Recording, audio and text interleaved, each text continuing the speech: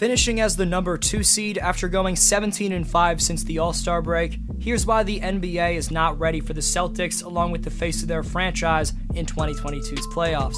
Jason Tatum just posted the third best single-season plus-minus ever recorded by a Celtic, only behind legends Paul Pierce and Kevin Garnett during 2008's title season.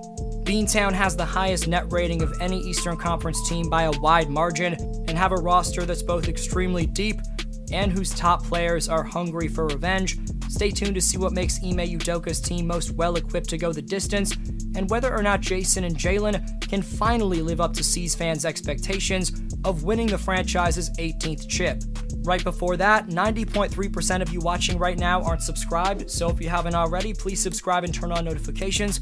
Also leave a thumbs up, it takes a few seconds and makes a massive difference. You can follow me on Instagram and Twitter at DFlowHoops, and I'll follow you back. Link is down below in the description for those two platforms. In yesterday's video, we looked at how the Milwaukee Bucks avoided the Brooklyn Nets, resting everyone on the final day of the season. However, the Boston Celtics approached Game 82 a little differently, almost contradicting that Nets upload from yesterday. To line his team up with the team they lost to in the first round last year, Coach Udoka decided to start his regulars. That decision paid off in a major way against Memphis, as Ime witnessed exactly what he set out for. The Celtics won 139-110. Everyone came out of the game healthy, and Boston locked up the second seed along with home court advantage through the Eastern Conference semifinals. The regulars were dominant in the opening quarters, taking a 23-point lead into halftime. That allowed Boston to rest their starters. Speaking on all the attention the number 7 seeded Kyrie and KD-led Nets are getting, Coach Ime Udoka didn't show the slightest bit of fear, saying everyone's talking about Brooklyn, but they have a play-in game to play. You can run from teams and they don't even end up being there. What we concluded was, let's do what we do and let the chips fall where they may. In terms of how Ime's team got it done on Sunday night, Tatum dictated Boston's offense during their hot start, going nuclear in just 26 minutes played. JT finished with 31 points on 11 for 14 shooting, including going 6 for 8 from three-point range, while being a game-high plus 29. 26 of his points were posted in the first half, so let's quickly enter the film room to see how Tatum's rounding into playoff form. This staggered screen from Al Horford and Marcus Smart gets Tatum the switch Boston was looking for onto the smaller John Konchar, and directly after receiving the pass from Derek White, Jason uses only one dribble, smartly knowing he's got a big-time strength advantage, and goes right through the Grizzlies' fan favorite Konchar with a beastly 2 steps, an unguardable finish. Given Tatum's finishing, it becomes instinctive for defenders to sag off him in transition, but right here, watch how Jason utilizes one simple hesitation and fake with his eyes to the basket, and then after about 7+ dribbles to take him up the court, he elusively stops on a dime and pulls up from around 30 feet. That's just damn smooth. Showing off the entire offensive bag, after setting a screen to gain another mismatch, the number 11 leading scorer in the association this time gets the ball on the block, working against DeAnthony Melton. At first, it seems like Tatum's about to show off his improved strength by backing Melton all the way down, but watch this creative Smitty move, as instead of continuing his handle like a normal Smitty dribble, midway through the fake spin, JT plants his left pivot foot and beautifully spins around for a fadeaway jumper from the charity stripe. And to close out today's film room breakdown, as well as Boston's first half on Sunday night in Memphis, just sit back and admire these 3 straight saucy crossovers leading into a step-back deep-range bomb, which ended up being a 4-point play. Just ridiculous footwork, feel for the game, and once-in-a-lifetime shot mechanics for his size from Jason Tatum. Next, we'll talk about Boston's mind-blowing advantage over any other Eastern Conference team in a crucial advanced stat. Before that, in terms of Game 82, Al Horford stuffed the stat sheet with 13, 6, 2, and 1 while playing game-changing defense. All-star second option Jaylen Brown had 18 points in 23 minutes.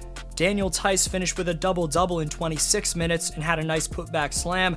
Peyton Pritchard kept his hot shooting up, going 2 for 5 from three-point range with 12 points on the night. Third-string center Luke Cornett went 5 for 7 in extended minutes, allowing Horford and Tice some valuable rest. Both Sam Hauser and Aaron Nesmith drained a three-pointer. Overall for Boston, the 6 days off to get their legs fresh will definitely benefit them, and during the final minutes of the Memphis win, you could tell there were some great vibes from Boston's bench.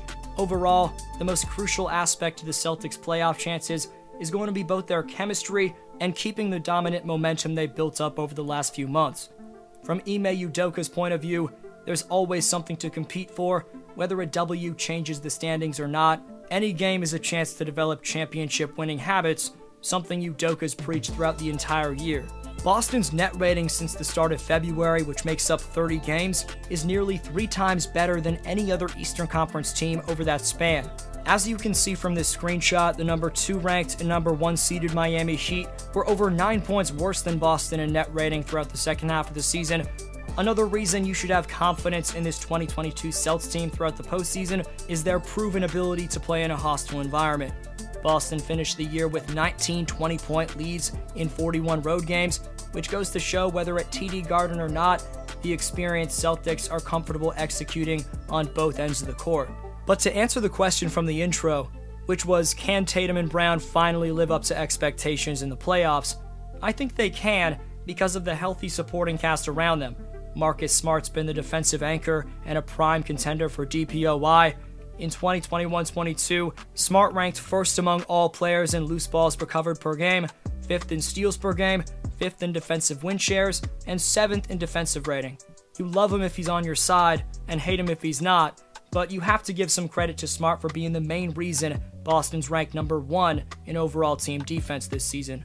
Another big piece in the depth chart, the deadline acquisition and former San Antonio Spur Derek White, has shot 45.2% from 3 over the final 10 games of the season.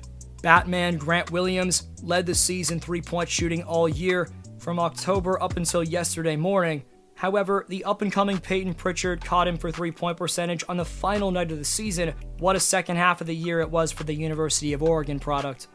Not only are they deeply talented, but the Celtics are extremely well coached, with the first-year man in charge Ime Udoka at the helm, who isn't waiting around for the play-in games to start game planning for his first-round opponent. As Ime said following Game 82, quote, "We'll get started on Brooklyn and Cleveland.